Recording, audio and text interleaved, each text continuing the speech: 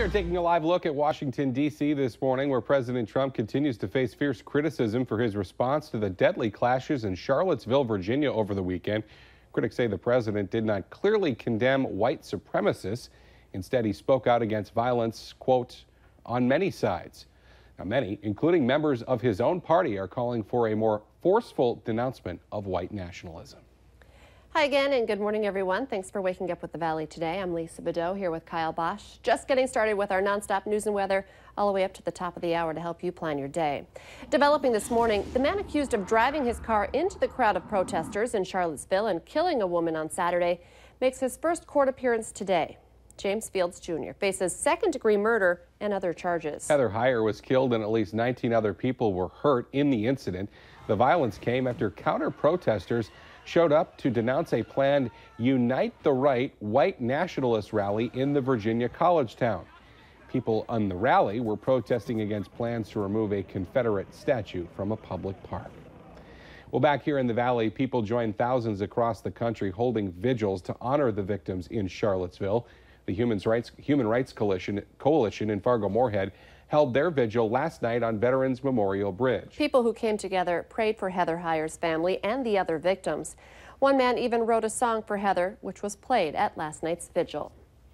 Sunday was another day of unrest in Charlottesville as the organizer of an alt-right rally tried to hold a news conference yesterday, but was run off and attacked. Jason Kessler had just started speaking and was blaming police for Saturday's violence. When protesters went after him, that's when the same officers that Kessler had just criticized formed a human shield to protect him. Well, developing for you this morning, police are searching for a man who apparently shot and killed 3 people at a raceway in Kenosha County, Wisconsin. It all happened around 7 last night at the Great Lakes Dragway near Union Grove. Police say the victims were shot at point-blank range. 2 of the men were pronounced dead on the scene, and the 3rd man died on the way to the hospital. The raceway was evacuated as police searched for the suspect.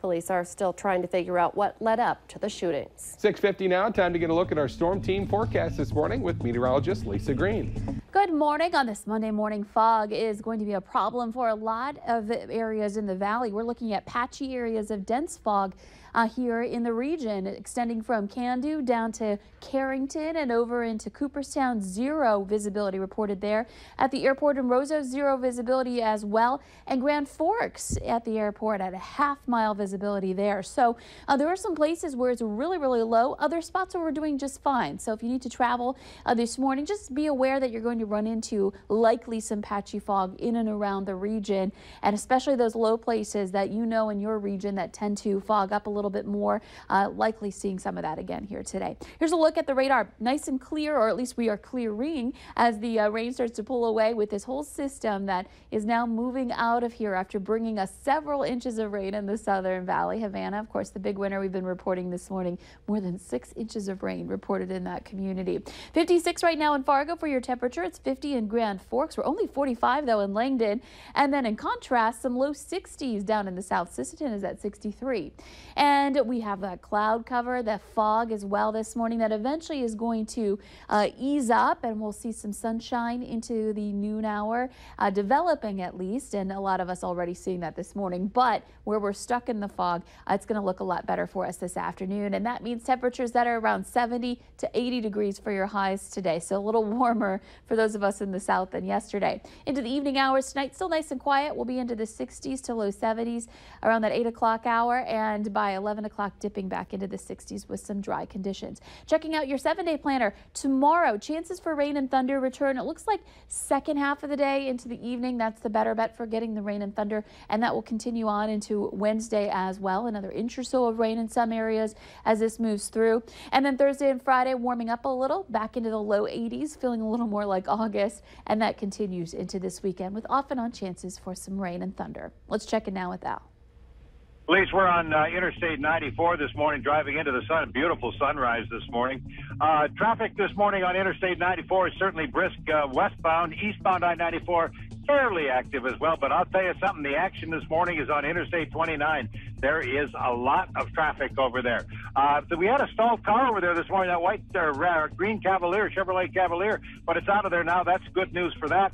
We do have a couple of construction or contractors pickups that are stopped on westbound Interstate 94, west of 25th Street. I don't think they're going to probably be there very long, but make sure you're looking out for them. There's this big lighting project that's been going on here, and I suspect that that's probably what that's about.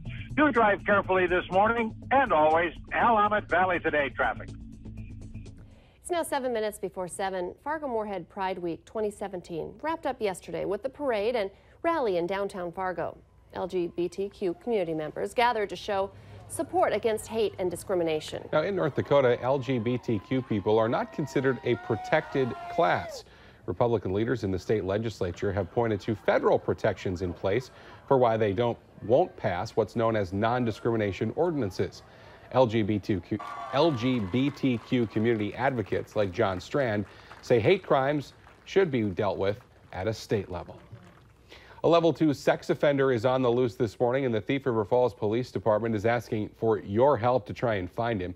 Jason Lindgren is wanted by the Department of Corrections after he removed his ankle monitor and ran away from a supervising officer. Anyone who sees or knows his whereabouts is urged to call 911 or the Thief River Falls Police Department at 218-681-6161. Heavy rain and speed are being blamed for a crash that hurt 3 people in West Fargo. The North Dakota Highway Patrol says a vehicle heading west on I-94 drove into a heavy downpour about 5 last night and started to hydroplane. The driver ended up hitting the brakes, and that's when the vehicle slid into the median, then hit an overhead sign support. 2 women and a man were in the car and taken to the hospital to be treated for their injuries. A Grand Forks man was seriously hurt after his motorcycle crashed with another vehicle yesterday. Police say the 26-year-old was riding his bike on the 3100 block of South 17th Street when he crashed into a car that was making a left turn in front of him. The motorcyclist tried stopping but couldn't. The biker was taken to the hospital. The car driver was not hurt. So far, no one has been cited as the crash is still under investigation. The only manager the Fargo-Moorhead Redhawks have ever had is out. Doug Simonik was relieved of duties yesterday after 22 years with the club. In a statement released yesterday morning, the Redhawks thanked Simonik for his contributions, but said they felt it was in the organization's best interest to move on. Now, during his tenure, Simonik posted 1,202 wins against 839 losses. He led the Redhawks to 5 championships and was named Manager of the Year 6 times. His contract was set to expire at the end of the season. Pitching coach Michael Slack will serve as the interim manager for the remainder of the 2017 season. The Redhawks say they'll conduct a nationwide search for a full-time manager once the season concludes. Amazon is taking action against fake solar eclipse glasses. The company is giving refunds to customers who bought solar viewing glasses that may not comply with industry standards. The American Astronomical Society warns some companies are fraudulently marketing their glasses as NASA approved. They've even printed fake logos and certification stamps without the proper protection. Eclipse viewers could risk going blind or suffering permanent eye damage. A list of verified vendors can be found at our website. Just head to valleynewslive.com and click on this story.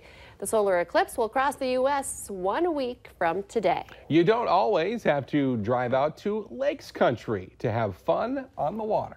Valley News Team's Ashley Bishop explains that there are things to do right here in the FM area, and it looks like you're really getting into it. Hi, Ashley.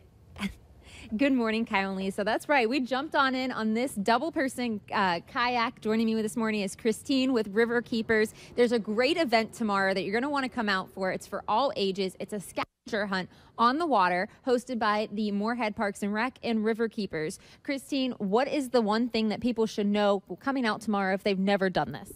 We do a basic paddling and safety course right before, and then the scavenger hunt is all about learning about the river. So it's a fun last minute, summer activity before school starts to do that you could come on out. And if you can't make it to the event, you can come out on Wednesdays, Saturdays, and Sundays. They have rentals, and there's 2 weeks left of that if that's what you want to do. So we're going to go ahead and kayak here this morning, show you how easy it is, and you can come on out, and it's very affordable. All the information is online on valleynewslive.com. So that's what we're going to do. Lisa? It looks like a beautiful morning to be out on the river. Yeah, nice and calm and everything, and the sun's coming up, so it should be a nice day out there for sure. Good stuff. Ashley Bishop reporting live for us this morning. Thank you. Let's get our answer now to our question of the morning on Facebook. Today's question, the average parent has 15 of these per day. What is it? The answer, minutes of free time. Remember, you can take part in our question in the morning by heading to our Valley News Live Facebook page and joining the conversation throughout the day. Well, you can see in the video that Ashley was just showing us, the sun has returned this morning. Yeah, it really depends on where you are. It can be quite patchy, the fog that we've been seeing developing this morning. So northern part of the metro, we could be on the foggy side. Southern part, looking at some sunshine, and we've got some sunshine here in Fargo, but you could see those low-level clouds moving by and some fog that has caused some little bit of haze here on our Storm Team Skycam network here in Fargo. Elsewhere, more places where we've had reports of zero visibility. Badette now down to zero. Foston, Candu, Langdon, Carrington, and Cooperstown. All of those communities, reports of zero visibility in those areas. And we're at a quarter of a mile in Grand Forks. Up at the airport in Fargo, we're down to 1.5 miles as well. So just be careful as you're driving around this morning, and make sure that you've got your headlights on so people can see you as you pull out into traffic. And looking at our radar and our satellite map right now, you can see that we've got some drying weather with the rain clearing the valley, and we'll continue to see more of that sunshine throughout the day. Big range in temperatures right now, 40s up north, 46 in Langdon, and some low 60s in the south, 55 currently in Fargo, and we'll eventually have those temperatures rising 70 to about 80 today. It was cool yesterday. Cool, So, dreary. need to get back into those summer temperatures. Thank you, Lisa. The Today Show and CBS This Morning are just about to get started, but the Valley Today rolls on right now. Flip on over and join us on the Fargo CW.